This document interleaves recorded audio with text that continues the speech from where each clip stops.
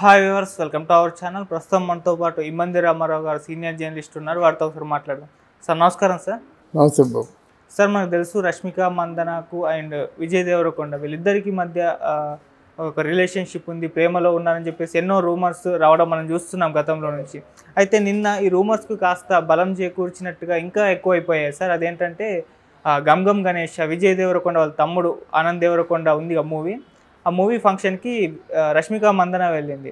అయితే అక్కడ మీ favourite co-star ఎవరు అని ఆనంద్ దేవరకొండ అడిగితే, నువ్వు నా ఫ్యామిలీ రా, నువ్వు నన్ను ఇలా ఇరికిచ్చేయచ్చా అని చెప్పేసి రష్మిక మందన అంటుంది. దీంతో ఆ రూమర్స్కి ఏవైతే ఉన్నాయో వాటికి కాస్త బలం చేకూర్చి ఇంకా ఎక్కువ పోస్టులు పెడుతున్నారు సార్. మరి దీన్ని ఏ విధంగా చూడొచ్చు అంటారు సార్? అంటే ఇక్కడ రష్మిక మందన్కి విజయ్ దేవరకొండకి మధ్య మంచి అనుబంధం ఉంది. ఫారెన్ కూడా వెళ్ళారు, సహజీవనం చేశారు. బాంబేలో కూడా వాళ్ళు కలిసి ఫ్రెండ్స్లా తిరుగుతున్నారు. ఇదంటే ఈరోజు పాశ్చాత్య నాగరికతకు అనుకూలంగా తిరుగుతున్నారు.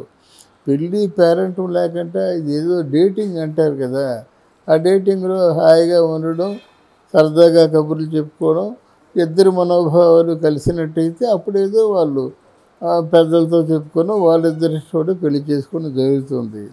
ఇక్కడ ఏంటంటే రష్మిక మందన్న విజయ్ దేవరకొండ పెళ్లి చేసుకోమని అడిగితే ఒకానొక సందర్భంలోనూ సైలెంట్గా ఉండిపోయింది. లేకపోతే ఈ పెళ్ళి ఎప్పుడో అయిపోయి ఉండేది ఒకటి. రెండవది ఏంటంటే ఆనంద్ దేవరకొండ ఈ రష్మిక మందనకి వదిన అని పిలుస్తాడు. ఇంకేమీ లేకుండానే వదిన అని పిలుస్తాడు. వాళ్ళిద్దరి మధ్య అట్లాంటి సన్నిహిత సంబంధాలు ఉన్నాయి. రష్మిక మందన్న ఒక అదృష్టవంతురాలని చెప్పచ్చు.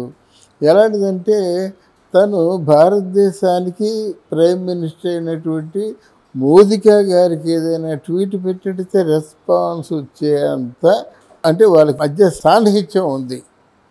కానీ ఇక్కడ నాకు తెలిసి నేను స్టడీ చేసిన మేరకు రష్మిక మందన్న విజయ్ దేవరకొండని పెళ్లి చేసుకోదు.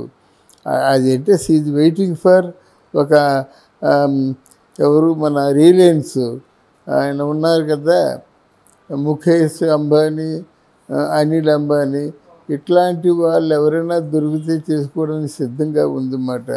అంత పెద్ద కోరికలు అవి. తర్వాత రెండవది ఏంటంటే బిగ్ షాట్స్నే పడుతుంది ఆవిడ. నాకు తెలిసి విజయ్ దేవరకొండ తండ్రి గారు ఈ పెళ్ళికి ఒప్పుకోరు.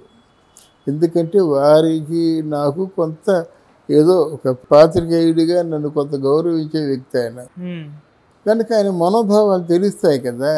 కనుక ఇలాంటి ప్రేమ పెళ్ళిళ్ళు, ముఖ్యంగా రష్మిక మందన్న లాంటి కొంచెం స్ట్రైట్ ఫార్వర్డ్ నేచర్ ఉన్నవాళ్ళు అంటే కుటుంబ వ్యవస్థలో పనిచేయరు అన్నమాట. కనుక అది దృష్టిలో ఉంచుకొని విజయ్ దేవరకొండ కాస్త ఆ కామన్నెస్ మెయింటైన్ చేశాడు. తర్వాత ఆ మధ్యలో ఎవరు మన సమంతతో కొంత హద్దులు దాటి ప్రవర్తించాడు.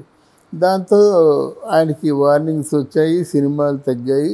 కారణాలు మనకు తెలియదు. కానీ ఒకప్పుడు విజయ్ దేవరకొండ ఆహో ఓహో అనుకున్న వాళ్ళందరూ కొంచెం స్తబ్దుగా ఉంచేశారు ఆయనకి. ఆయన తెలుసుకున్నాడు మనకెందుకు పెద్దలతో గొడవ అని చెప్పేసి మళ్ళీ మామూలుగా రష్మిక మందనతో మాట్లాడుతున్నప్పుడు కూడా ఇవన్నీ ఏం చేస్తారంటే జనాలకి ఆకర్షణీయంగా ఉండేలాగా ప్లాన్ చేసుకుంటారు. అక్కడ ఒరే నిన్ను ఫ్యామిలీ ఏంట్రా అంటే ఏంటి, ఫ్యామిలీ ఎలాగ వద్ది, ఇంకో 2 సినిమాలు ఫెయిల్ అయిపోతే మళ్ళీ రష్మిక మందన్న విజయ్ దేవరకొండ వైపు చూస్తుందా? కనుక ఏంటంటే ఇవి కేవలం అక్కడ చూసే వాళ్ళని అట్రాక్ట్ చేయడం కోసం చెప్పుకునే మాటలు. కానీ నిజంగా పెళ్ళికి వారు ఒప్పుకున్నట్టుగా చెప్పండి ఒప్పుకోదు. షీఈ్ waiting for the very bright future అంతే మాట.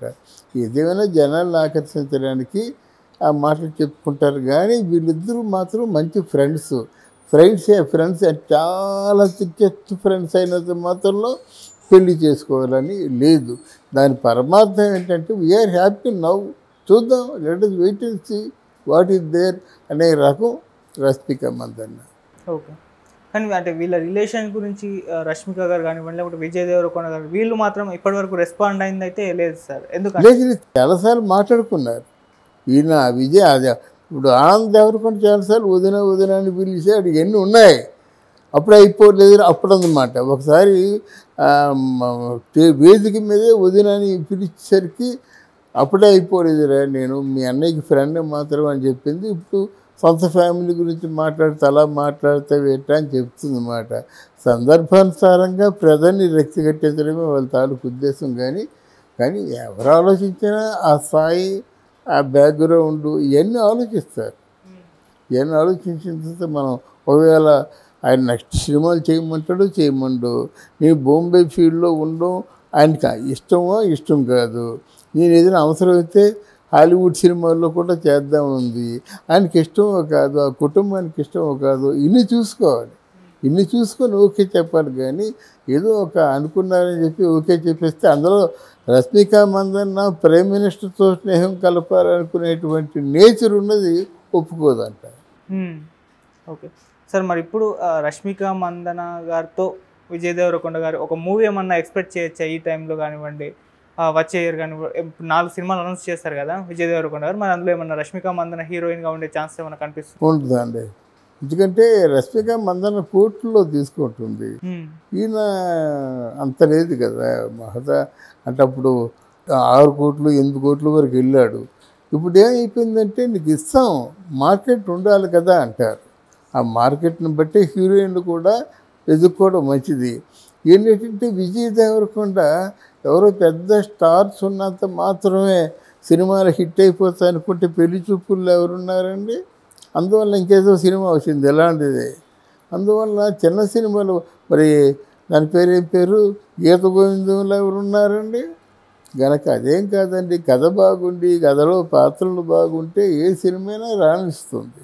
రష్మిక మందన్న లాంటి కొంచెం స్ట్రైట్ ఫార్వర్డ్ నేచర్ ఉన్నవాళ్ళు అంటే కుటుంబ వ్యవస్థలో పనిచేయరు అన్నమాట. గనక అది దృష్టిలో ఉంచుకొని విజయ్ దేవరకొండ కాస్త ఆ కామన్నెస్ మెయింటైన్ చేశాడు. తర్వాత ఆ మధ్యలో ఎవరు మన సమంతతో కొంత హద్దులు దాటి ప్రవర్తించాడు. దాంతో ఆయనకి వార్నింగ్స్ వచ్చాయి, సినిమాలు తగ్గాయి. కారణాలు మనకు తెలియదు. కానీ ఒకప్పుడు విజయ్ దేవరకొండ ఆహో ఓహో అనుకున్న వాళ్ళందరూ కొంచెం స్తబ్దుగా ఉంచేశారు ఆయనకి. ఆయన తెలుసుకున్నాడు మనకెందుకు పెద్దలతో గొడవ అని చెప్పేసి మళ్ళీ మామూలుగా రష్మిక మందనతో మాట్లాడుతున్నప్పుడు కూడా ఇవన్నీ ఏం చేస్తారంటే జనాలకి ఆకర్షణీయంగా ఉండేలాగా ప్లాన్ చేసుకుంటారు. అక్కడ ఒరే నిన్ను ఫ్యామిలీ ఏంట్రా అంటే ఏంటి, ఫ్యామిలీ ఎలాగ వద్ది, ఇంకో 2 సినిమాలు ఫెయిల్ అయిపోతే మళ్ళీ రష్మిక మందన్న విజయ్ దేవరకొండ వైపు చూస్తుందా? కనుక ఏంటంటే ఇవి కేవలం అక్కడ చూసే వాళ్ళని అట్రాక్ట్ చేయడం కోసం చెప్పుకునే మాటలు. కానీ నిజంగా పెళ్ళికి వారు ఒప్పుకున్నట్టుగా చెప్పండి ఒప్పుకోదు.